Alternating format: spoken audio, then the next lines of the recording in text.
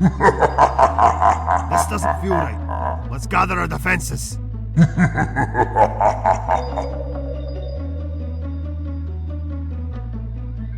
Cavalry, look out! Your souls are mine.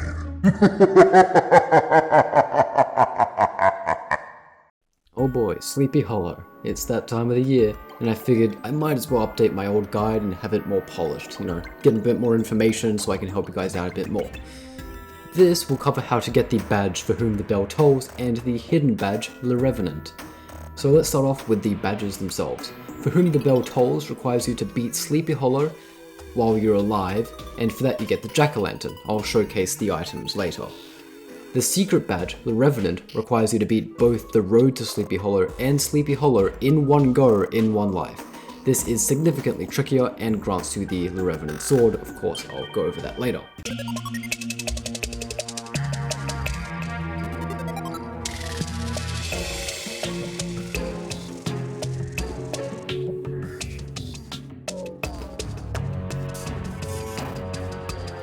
The Road to Sleepy Hollow. The first stage in this map is digging up the skull.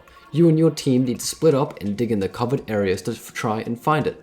It's always randomized, so ensure to search each one. A reminder that you can press C to highlight the objective. While you and your team are searching, zombies will be coming out of the corn to attack you. I'd suggest sticking to pairs or groups of 3 for this reason.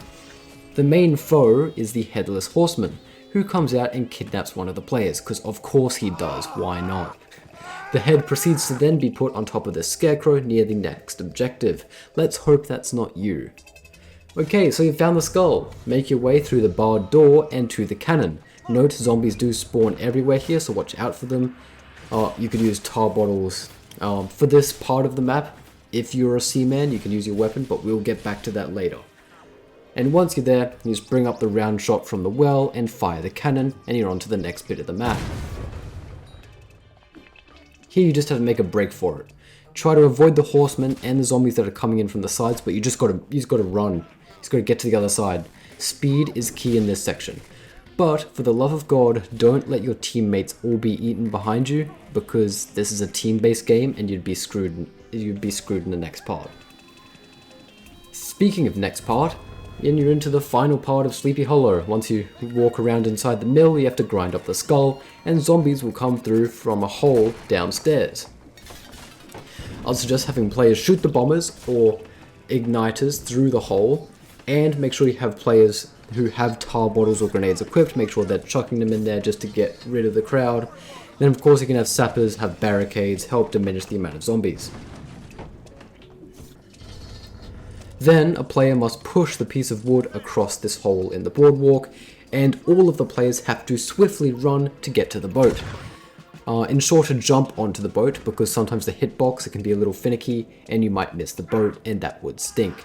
The horseman then proceeds to follow you to the boat, making a nice trail of purple fire.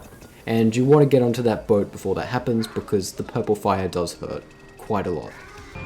Okay, congratulations, if you've survived this part, you are halfway to getting the Revenant. Your souls are mine.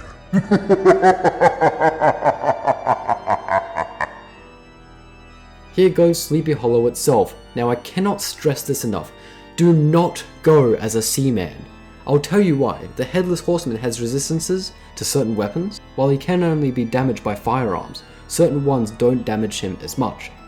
The Blunderbuss has an 80% damage penalty, the Knockgun has a 90% damage penalty, the Brass Pistol has 60%, the Navy Pistol having 65%, and finally the Rifle at 15%. And what do 3 of these weapons have in common? They are all Seaman weapons. Do not go as the Seaman. Literally all of their weapons have pretty big damage penalties. Over 50%, all 3 of them. Over 60%. So don't go with Seaman. It is the worst option you could possibly pick. My suggested loadouts for the other 2 firearm classes would be, for infantry, you'd have the musket, the carbine, the air rifle, or especially the horse artillery pistol, and for officer you could either go with the regular or the double-barreled pistol. As for team composition, you'd want most of your team to be infantry and officers.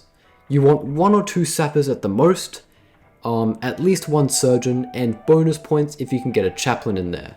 I'd suggest defending down by the river, either in front of the bridge or to the left side corner.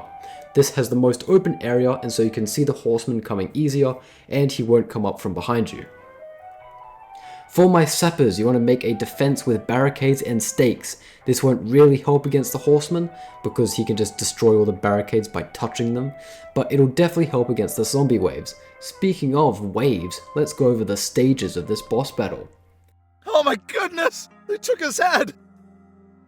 Stage 1 is the regular stage, the default stage. He runs at your team with his saber out, and tries to either trample you or cut your head off.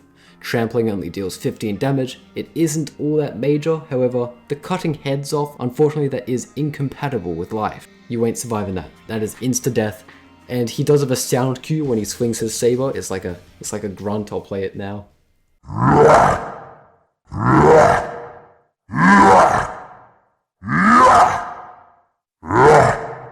When he is trying to cut heads off, try to stick to his left side, he can only cut heads off on his right. Furthermore, if he is targeting you, your best bet is to do what I call the circle strategy. You try and circle him, match his movements, so he can't reach you. If he is charging at you, take the opportunity to shoot him.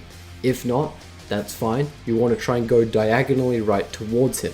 This will try and get you to his left side, and so you aren't going to get chopped in the neck. Of course, once you do that, you can begin your circle strategy, but that won't work forever, so just keep that in mind.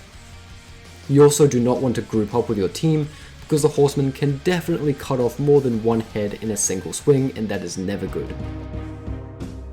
Ah! Every man for himself! Shoot it down! After a while, he gets bored and decides to throw his pumpkins at you. This is stage 2. These deal 50 damage. There is a sound cue when you hear the pumpkin flaming before it is thrown. When you see it get thrown, your best course of action is to try and jump away from where you were at the moment it was thrown. This isn't a perfect strategy, it definitely is more harmful if you have higher ping, but it can help you avoid getting half your health chipped off. Note he can still trample you in this stage, but it is far easier to shoot him in this stage since he isn't cutting heads off. They're rising from the ground! The herd is coming! It'll be our heads next if we don't take them out.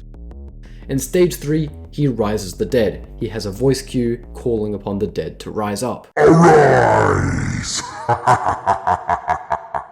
Rise! Rise! Any people who had their heads cut off in stage 1 and the countless headless corpses on the map turn into the headless zombie. If you click in the corner, I have my guide on zombies, and in that video I go over the headless zombie and how to deal with those guys in more detail. Just know that they can block with their saber and you can parry their attacks, so they're kind of like the junior cuirassier. They do hefty damage and there are quite a few of them. This is where your sapper's buildings are key. Stakes can help get rid of them, as well as the large zombie horde that amasses around the chapel. You really want to cut them down as quick as possible, especially using tar bottles or grenades, since the horseman reappears soon after. Speaking of... Hey Trey, you want some ice cream? Let's cover the man himself. He has 1500 health, which is a damn lot, and he can only take damage from firearms to his person. Not his horse, not via melee, but only firearms to his person. Not Seaman firearms though, they stink. And of course he has his abilities, which are chopping heads off, throwing pumpkins, rising the dead from the ground, and teleporting if he gets stuck in one place for too long. So, your team has to focus on shooting this lad off his horse. You need a competent team unfortunately, and it is important to work together. If you continuously deal damage and consistently, the Headless Horseman is sure to fall off, and, well, then you would have beaten Sleepy Hollow.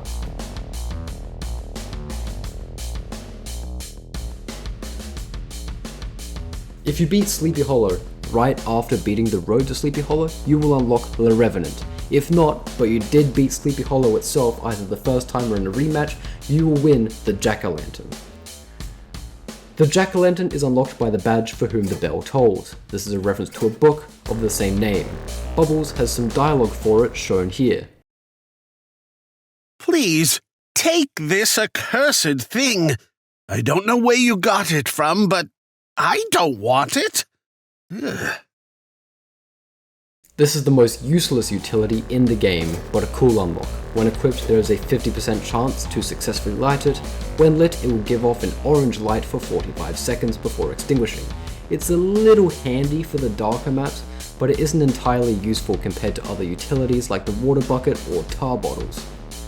And Le Revenant. This is one that most people would presumably be coming here for. This is won by the hidden badge of the same name. It is simply a reskin of the regular old saber, and here is Bubbles' dialogue on it.